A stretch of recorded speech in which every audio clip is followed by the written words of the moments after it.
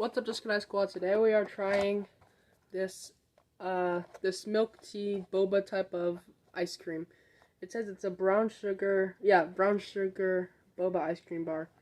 You only get 4 of them, and it was $8 for 1 pack, so it's pretty expensive, so it better taste good. Here's the nutrition facts.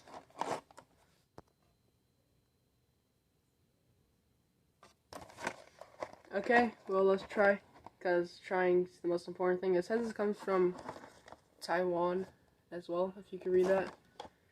So yeah, we got this at the H Market, which is a Korean market. So yeah, let's try.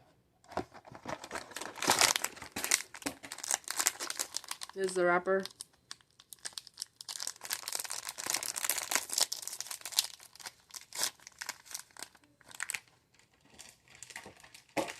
This is what it actually looks like.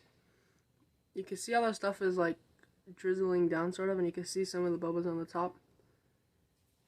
Now, hopefully it actually looks like the picture. There's a lot of bobas inside, but I think the boba is going to be all crunchy or disgusting. So let's try.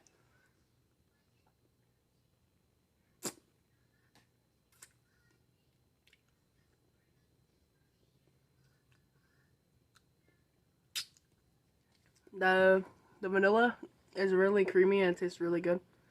And I could taste the caramel type of thing, the brown sugar type thing.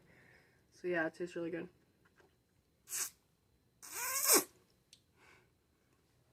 Okay, here's the boba if you can. There's a boba right there if you can see it well. Let's see.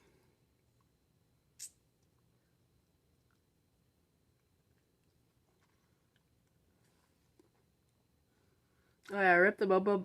The boba's kind of, it's not hard, but I mean, I don't know what I'm saying. The bobas taste like a normal boba, like it's not hard or squishy or anything. It tastes perfectly fine.